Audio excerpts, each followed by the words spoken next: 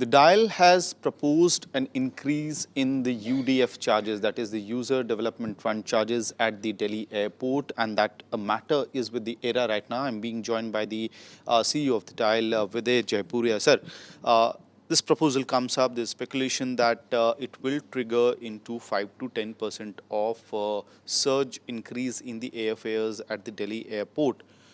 Is that correct? And why this increase in UDF is being proposed? Firstly, this perception that it's going to increase airfare by 5 to 10% is incorrect. Why I'm saying this is just to give you the numbers.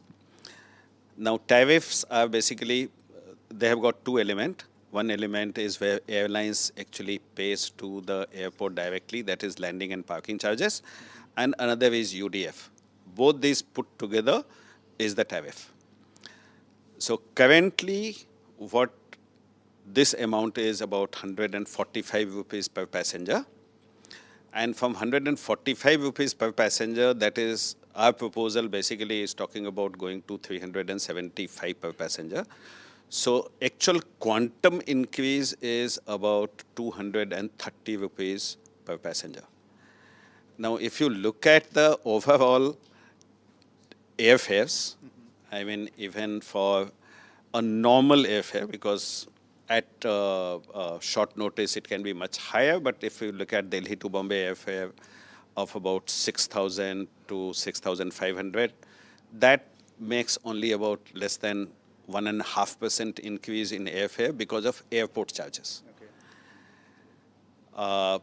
And this tariff is basically determined by an independent regulatory body called ERA, which goes through the investment that the airport company has put into different infrastructure. So, for example, we have just put in investment for expansion of T1, putting additional runway for additional capacity, as well as Eastern Cross Taxiway, and some of those things like additional parking stands and all that. So they take into account of that. They also take into account of inflation in terms of whether it is operations and maintenance charges. And then there is cross-subsidization of all the non-aeronautical income that we have. So non-aeronautical income, what I mean by that is like the retail outlets, the F&B outlets which are at the airport. So whatever is the passenger spending there, so from there, DIAL has certain income. From that income, 30% actually goes towards cross-subsidization of passenger charges. So after netting it off is the total amount that is the tariff that is getting proposed.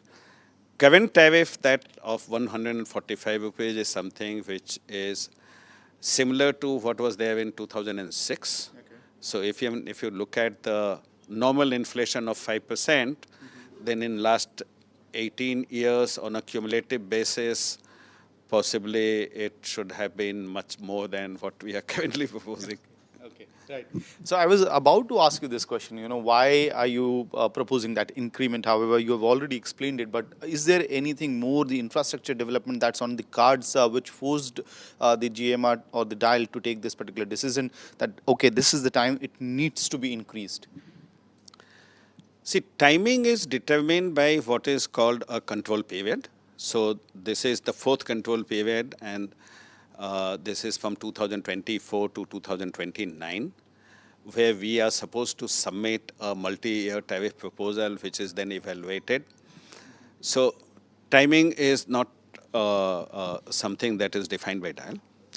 In terms of expansion, we continuously are in touch with our airlines partners because their plans also keep on changing and making sure that the facilities are available for their growth and without compromising on passenger convenience.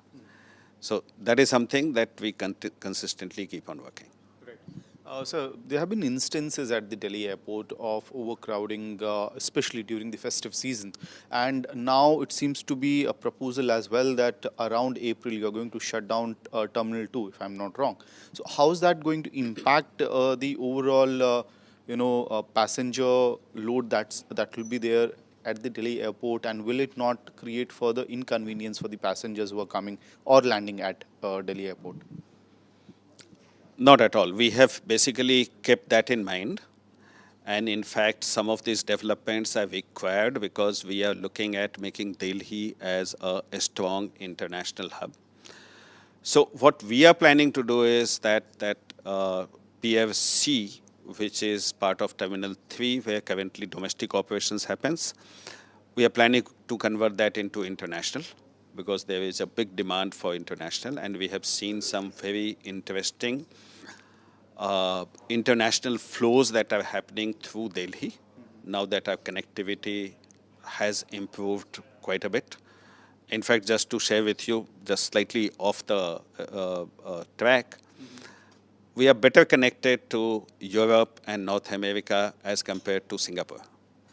We have more flights in a week than this.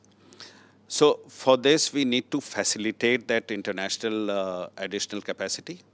And we are doing it only after Terminal 1 gets fully operational.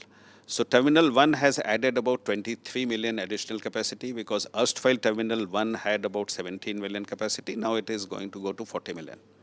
So that is going to be operational in April. That is when we are looking at refurbishing Terminal 2.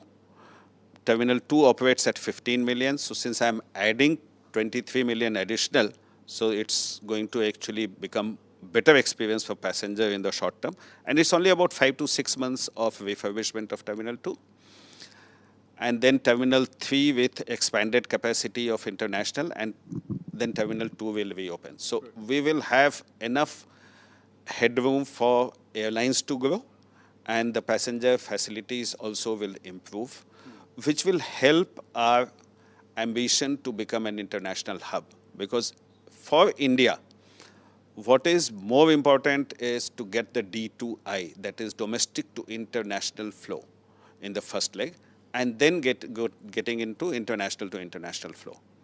So domestic to international, we see a huge jump which is already happening. We are also working on different banks, that is slot banks, where people can actually come in and within 2 hours take a connecting flight. We have been working with airlines for doing that and creating infrastructure to support that. Thanks a lot for speaking to us. So DIAL is clarifying that the proposal, if at all that's approved by the ERA, it will impact on the user's pocket or the passenger's pocket maximum by a little more than rupees 200. That would be around 1.5% of the total fares usually that you see between major destinations such as Delhi to Mumbai. So the major concerns that were there, that there could be a major airfare hike in Delhi because of these UDF charges if increased. DIAL clarifying that it could be not more than rupees 200 on each passenger. With video journalist Manish Bidhudi, this is Amit Bhardwaj reporting for India Today from Delhi.